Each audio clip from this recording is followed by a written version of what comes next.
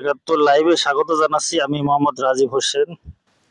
আমি এই মুহূর্তে দাঁড়িয়ে আছি, আপনাদের মনে হতে পারে যে কোনো জলাবদ্ধ দ্বীপ কিংবা কোনো চরাঞ্চলে দাঁড়িয়ে আছি। বাস্তবে আসলে তা নয়, এটি হচ্ছে কুষ্টিয়া জেলার প্রাণকেন্দ্র গৃহায়ন কর্তৃপক্ষের অনুমোদিত আবাসন প্রকল্প হাউজিং এ ব্লক বালুর মাঠে দাঁড়িয়ে আছি।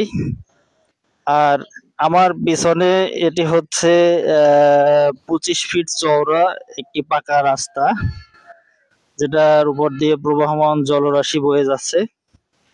আর ঠিক এর বিপরীত দুই পাশে আছে, আপনাদেরকে দেখাচ্ছি। রাস্তার ওই পারে এটা হচ্ছে 5 ফুট বাই 5 ফুট চওড়া একটি ড্রেন।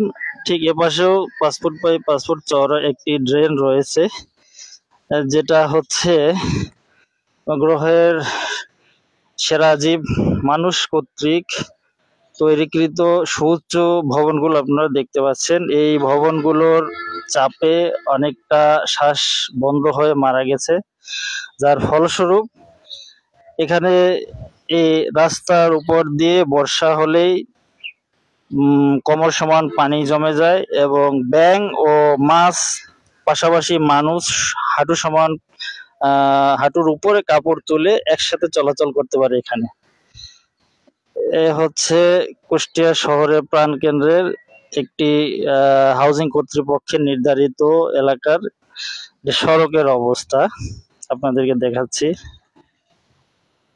আপনাদের একটু দূরে দেখাচ্ছি, এটা হচ্ছে কুষ্টিয়া মেডিকেল কলেজ, কুষ্টিয়ার অন্যতম প্রাণকেন্দ্র একটা এলাকা বলা যায় এটাকে। এই মেডিকেল কলেজেরই ম্যাক্সিমাম কর্মকর্তা কর্মচারী এই অঞ্চলগুলোতে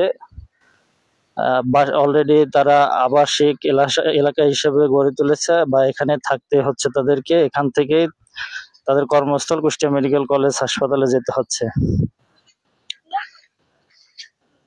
দর্শক মন্ডলী, আপনাদেরকে যে বিষয়টা বলতে হচ্ছে সেটা হচ্ছে, আমরা এমন একটি দেশে বাস করছি যেখানে কাকে কি বলবেন বলার কোনো ভাষা নেই। এ দেশের অবস্থাটা হচ্ছে সেই কবির প্রবাদের মতো, যে বকো আর ঝোঁকো, কানে দিয়েছি তুলো, মারো আর কাটো, পিঠে বেঁধেছি কুলো। আমরা এখানে যে বর্ষা অলরেডি শেষ হয়েছে, 1 সপ্তাহ হতে চলছে, এরপরও এখানে দেখা যাচ্ছে যে প্রায় হাঁটু সমান পানি জমা আছে। আমরা কর্তৃপক্ষের দৃষ্টি আকর্ষণ করছি যে অতি দ্রুত এই সমস্যার সমাধান এই এলাকাবাসী পাবে বলে আমরা আশা করতেছি। এবং এখনকার মতো আমি বিদায় নিচ্ছি, তবে আবার আমি ফিরে আসবো এরকমের নিত্য নতুন সমস্যা নিয়ে। আর দর্শকদের প্রতি অনুরোধ থাকবে, আপনারা আমাদের এই ভিডিওগুলোকে লাইক, শেয়ার, কমেন্ট করে কর্তৃপক্ষের বিবেকের দরজা পর্যন্ত নিয়ে যাবেন। কুষ্টিয়া থেকে মোহাম্মদ রাজীব হোসেন, দৈনিক সংবাদ 71।